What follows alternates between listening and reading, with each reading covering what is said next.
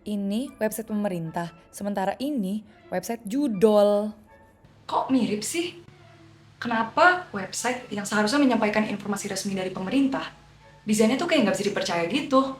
First thought lo pasti antara, budgetnya kurang nggak sih? Ah elah, paling gara-gara pemerintah tuh isinya boomer semua, nggak ngerti desain. Oke, yes, that may be a reason, tapi sebenarnya ada alasan yang lebih mendalam, and is the root to all of this problem. Something that reflects back in the flaws of our government system. Di video kali ini, kita bakal jawab, gimana sih proses pembuatan website pemerintah? Apa yang aneh dan harus diperbaiki dari proses tersebut? Dan, bagaimana isu ini akan berdampak ke kita? Siapa elu matain website pemerintah? Jangan salah, di sini ada UI UX designer dengan 3+ years of experience loh. Yes, that's me, Giska.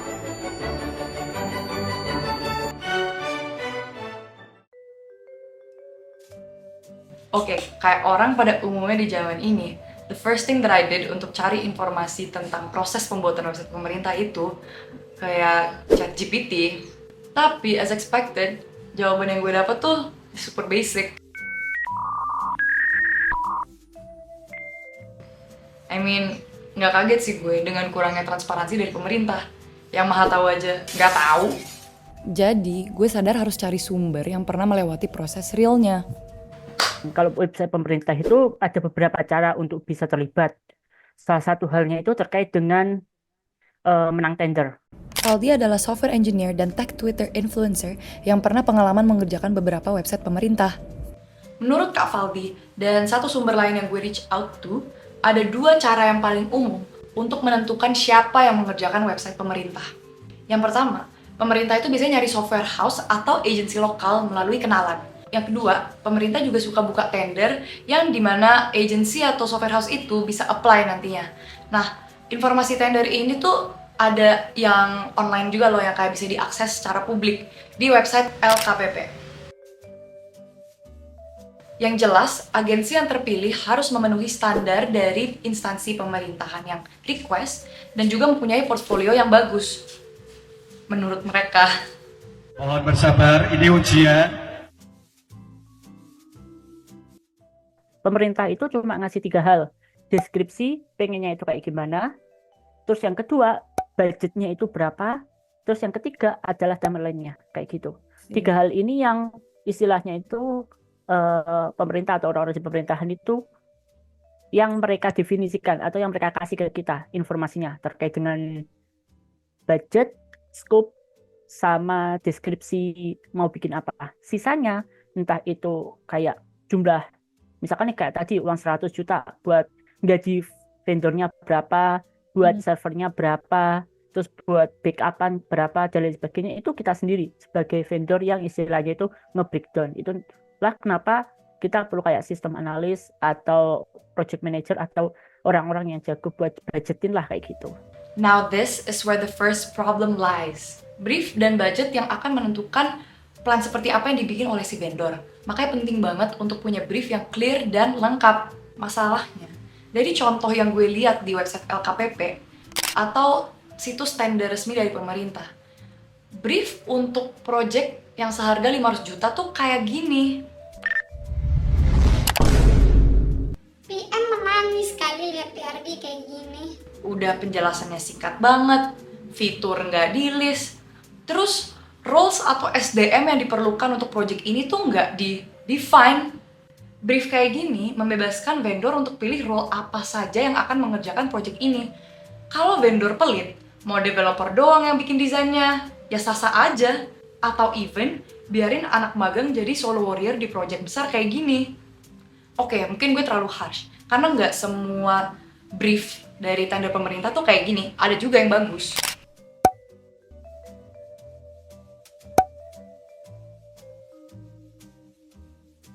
Tapi ya, lo naif banget kalau lo mikir kebanyakan brief dari pemerintah tuh lengkap kayak gini. I mean, what can we expect dari SDM yang memikirkan ide-ide kayak si Montok sama si Pep?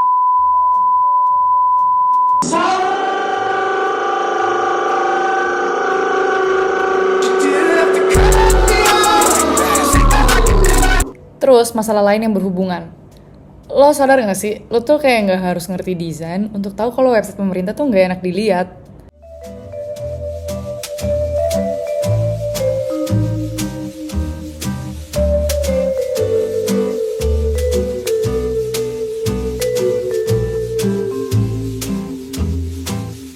Kok jelek? Nah, akar dari permasalahan ini bisa kita temuin di Peraturan Kominfo soal penyelenggaraan portal dan situs web badan pemerintahan di tahun 2017. Banyak aturan di sini tuh yang bisa dibilang gray area. Coba kita bandingin sama undang-undang di Amerika. In one of the clause, mereka bilang website pemerintah harus menggunakan United States Web Design System, semacam guideline resmi dari pemerintahan Amerika untuk desain website yang kualitasnya terjaga dan konsisten di seluruh instansi pemerintahan.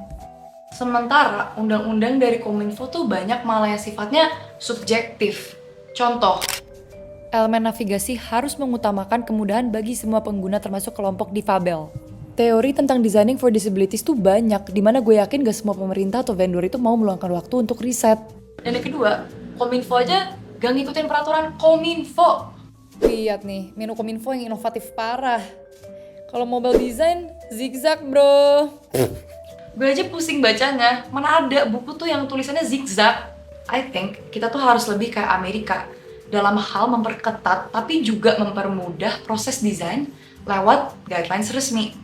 Pokoknya kita nggak boleh kalah sama Singapura, India, UK, dan banyak negara lain yang punya desain sistem sendiri. But wait, mau di desain sistem pun di peraturan, gue nggak yakin aturan ini tuh bakal diterapin. I mean, aturan yang udah ada aja seringkali nggak diterapin.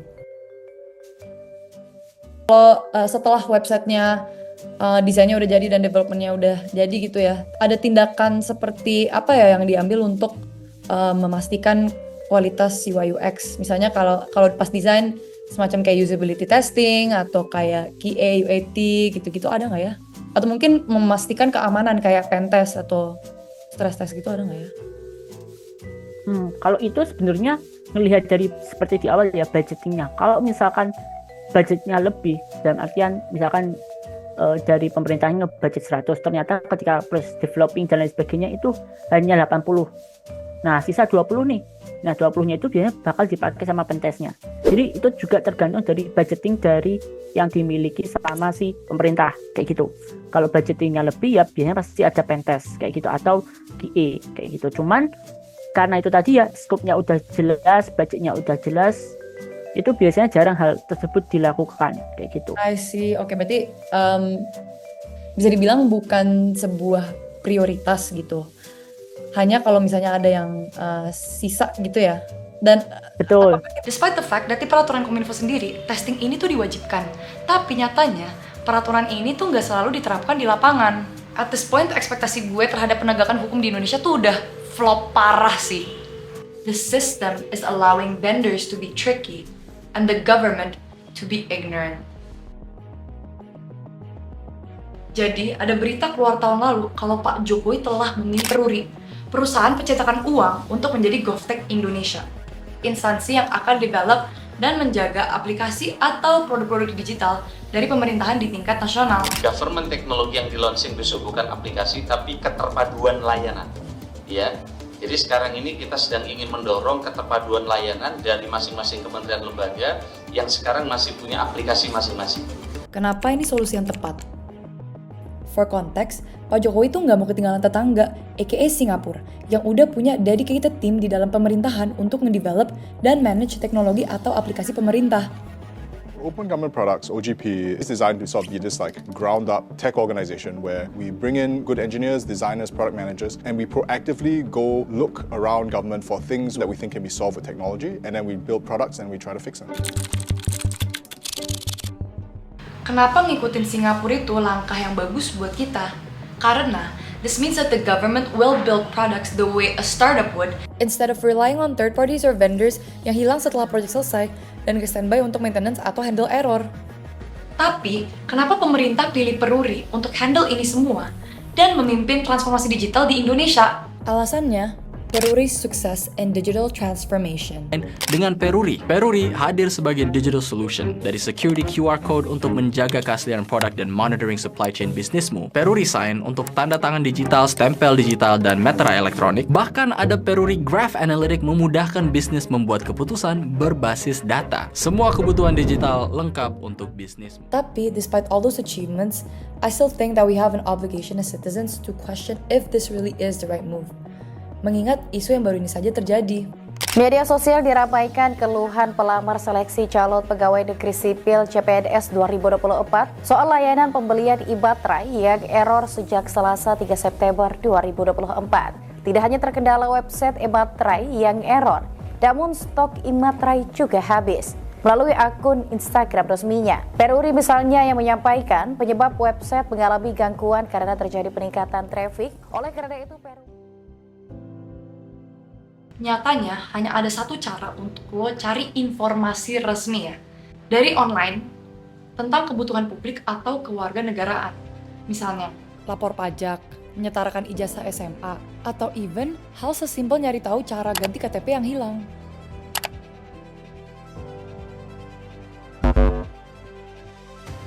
beda sama halnya kalau lo ngurus kayak misalnya kesehatan atau keuangan. There's so much options to choose from. Pemerintah basically nggak punya kompetisi, maka insentif untuk inovasi itu juga berkurang. Dengan desain yang nggak terstruktur, masyarakat tuh terpaksa harus melewati susahnya mencari informasi dan juga melakukan tanggung jawab kewarganegaraan. Padahal punya website bagus itu tuh bukan cuma benefit kita sebagai masyarakat, tapi juga benefit pemerintah. A neat and secure website will definitely increase our trust to the government, which as a result bisa ningkatin adopsi digital dalam masyarakat dan juga mempermudah pekerjaan pemerintah. So that's it for this video. Semoga informasi yang gue berikan hari ini bermanfaat, and I hope I'll see you in the next vid. Subscribe for more interesting facts and more of me. Bye!